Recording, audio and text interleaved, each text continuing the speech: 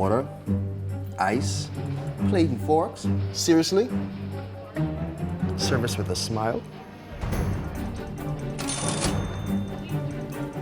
Some things should just be standard. RevVoice has 17 standard calling features. Cut the blue wire. Get RevVoice, save money. The president of the country's highest court says the judiciary isn't to blame for crime. The AG has some advice for outspoken MP Andre Rollins. Health officials concerned about the Zika virus reaching the Bahamas, plus new dialysis machines for PMH. We've got those stories and more tonight. I'm Kyle Joaquin, and NB12 starts now.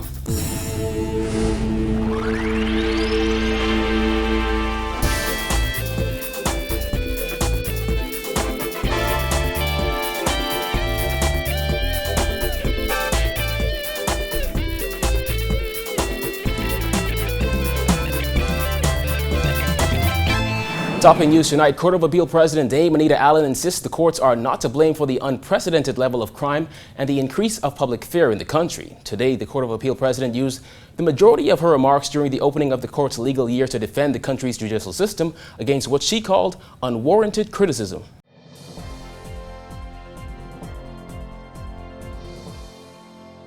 Indeed, the judiciary seems to have become everyone's dartboard.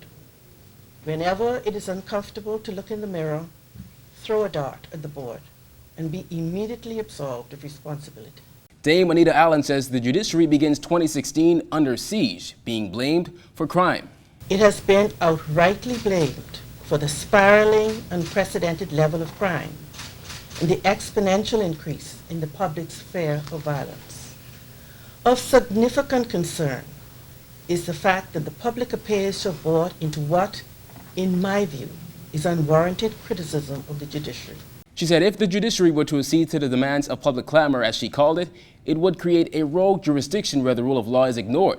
And then there are some, like Police Commissioner Ellison Greenslade, who have called for changes to be made so repeat offenders aren't granted bail as easily.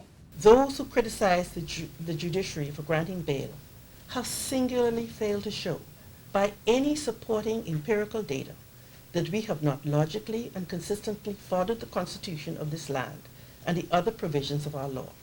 Indeed, they have failed to show the correlation between the grant of bail and the rise in crime. For notwithstanding fewer persons were granted bail in 2015, the homicide statistics for 2015 did not reflect fewer homicides. Senator Keith Bell has gone on record saying the granting of bail to people charged with serious crimes is indirectly contributing to the country's crime rate. And just last year, several men charged with serious crimes were already out on bail. In fact, some of last year's murder victims had been released on bail prior to their death. Constitutionally, a person charged with an offense is entitled to bail if their case is not brought to trial in a reasonable time. Gather the data.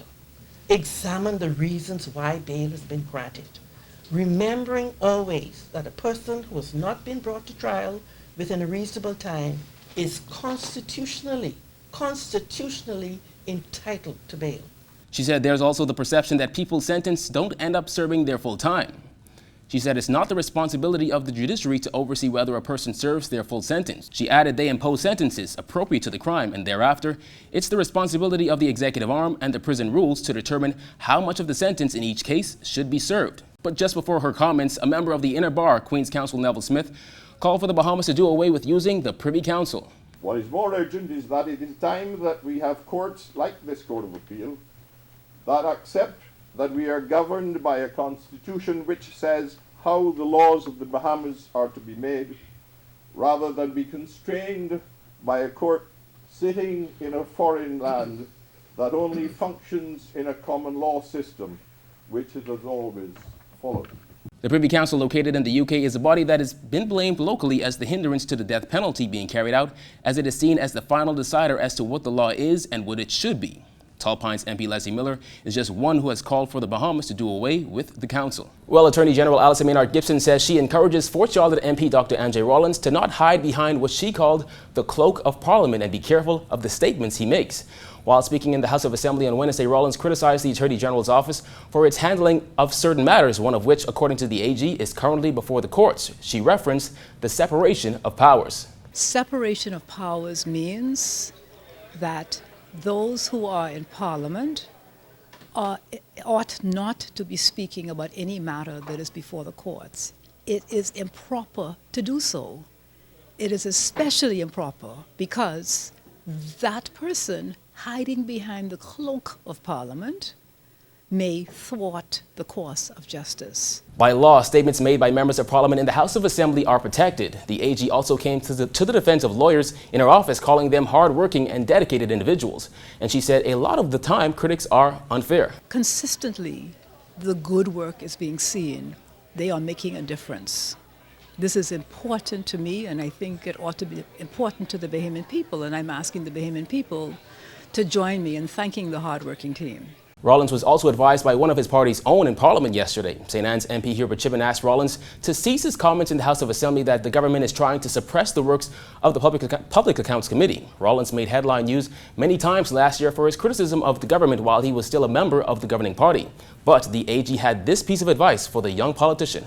I would just encourage him, as I have said, to try to be responsible and to recognize that the Bahamian people, I am quite sure, do not appreciate the course of justice being thwarted by persons who ought to know better and who are hiding behind the cloak of protection in Parliament. In other news, health officials today warning the Zika virus is spreading rapidly and it's likely the disease will eventually reach all countries in the region. Dana Smith reports.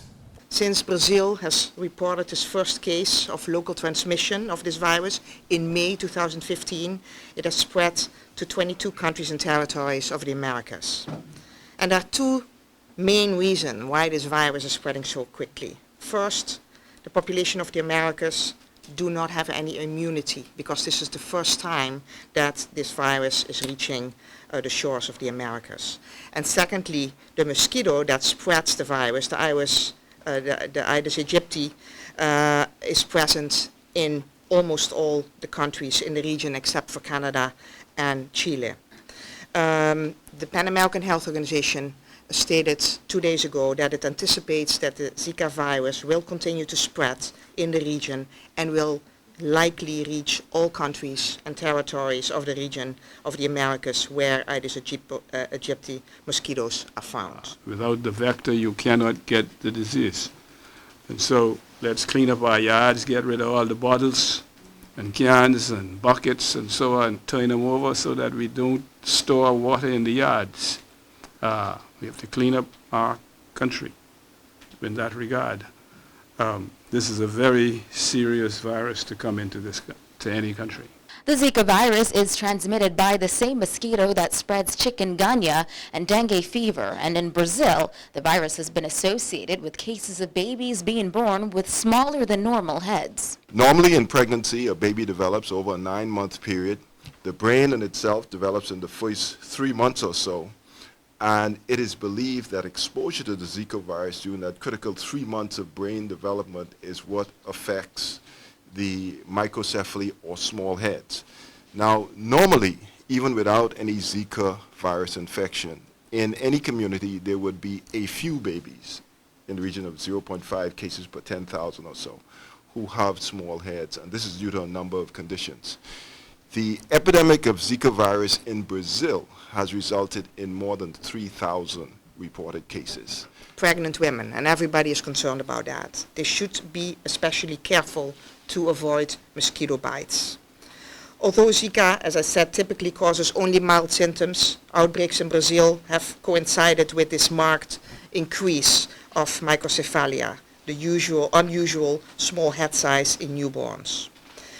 Now, women who believe that they have been exposed to Zika viruses should consult a healthcare provider for close monitoring. According to Eijkemans, the Zika virus is new to the Americas, but has been spreading since the first reported case in Brazil last year. So far, cases have been reported in 22 countries, including nations as close to the Bahamas as Haiti, and further spread across the region is likely.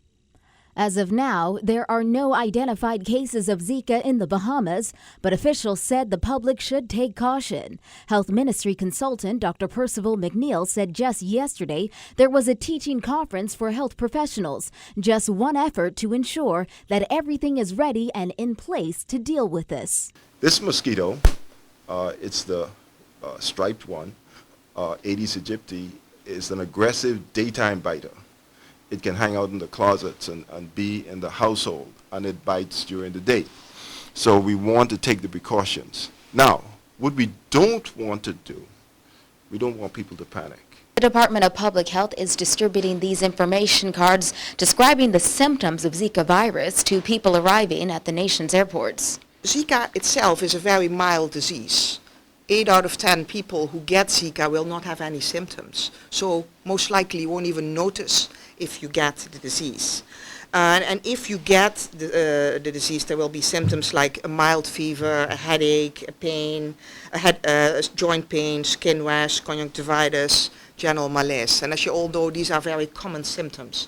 Symptoms usually last 2 to 7 days and are similar to those caused by dengue and chikungunya. However, the neurological complications, Eichmann said, are of deep concern to the World Health Organization. Officials today advised the public to be aware of the areas where Zika has been reported and to avoid mosquito bites by wearing long-sleeve clothing and using insect repellents. Officials also stressed vector control as the best and most important way to avoid the virus. Individuals have a role to play because the containers that the mosquitoes are breeding in is particularly provided because we place them there. And so the significant approach in controlling, even though fogging and larviciding is part of the component, it is the removal of the breeding places, the drums, the bucket, the tires, the flower vase, the management of certain containers. And fogging, if necessary, will come soon. DEHS Assistant Director Andrew Thompson said the department is currently making preparations. And of course, where it is necessary, we have prepared ourselves to fog the islands of New Providence, and we are making preparation to do the same in our family of islands. Reporting for NB12, I'm Dana Smith. While PowerSecure International, the company hired by the Christie administration to manage BEC's power transmission and distribution activities, is supposedly set to take office at the Bahamas Electricity Corporation on February 1st, no word has reportedly been issued to the staff indicating that this is happening. And according to BEC's managers union, this could be a problem. Simone Davis reports.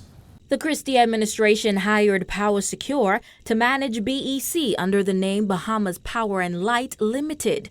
Now, as he weighed in on the impending arrival of PowerSecure, the BEUMU president referred to PowerSecure's presence and the way the administration is dealing with BEC's $450 million debt as a bailout. Minnis pointed out that Deputy Prime Minister Philip Brave Davis had publicly indicated that PowerSecure would take office on February 1st. Minnis says he has a major issue with that because no communication has been sent out to BEC's managerial team and staff to confirm whether PowerSecure would be in place by Monday. I cannot confirm. The Deputy Prime Minister was on TV indicating that February 1st, PowerSecure is supposed to be in place. As far as I'm concerned, that's Monday, and as far as I'm concerned, I have a difficulty. My difficulty is I don't need the public to know what's happening to me before I know. I have a difficulty with that. When asked what changes he predicted with PowerSecure, Minnis said the best way he can answer that is by saying the Bahamian leadership has gotten a black eye because there is a need to separate the politics from the administration of how business is done. Our people can lead and perform, but our people must be given the confidence and the freedom to act, to make business decisions in the 21st century. And so, if PowerSecure is going to get $2 million, and then there's a $3 million cushion based on performance, reliability, availability, and profitability, if they can prove to the government that they can do that over the next 3 to 5 years, then they are requiring us, the same Bahamian professionals, to make it happen. Minnis insisted that the union is always ready to work and the government could do a far better job at communicating with the union in terms of the transition. He also made it clear that PowerSecure has been absent in union negotiations and they are still waiting on an official meeting with the executive team at BPL. We are not negotiating with PowerSecure. When the transition service agreement was signed in July of last year, We had a casual hello with the principals of Power Secure, and we're still waiting on an official meeting with the entire executive team of the leadership. The new board of BPL, we met with them. We're still waiting to meet in a greater way, but the old BEC negotiated with us with this contract and the old board, but it just has been consummated at this time. And so I think the government could do a far better job in communicating with the union in terms of the transition. He added that the Deputy Prime Minister, who has cabinet responsibility for the utility, has, in his words, always been true to what he said, but has been slow. He said union members are not afraid of change, and they made a promise to the government that they would support changes. But if there's any indication of anybody disrespecting or not consulting with the union, he asserted that the deal is off the table. Reporting for NB12, I'm Simone Davis. When NB12 returns, the opposition leader not commenting any further on the parties infighting, and later on, Idan Luck launches OWN 2016. Stay tuned.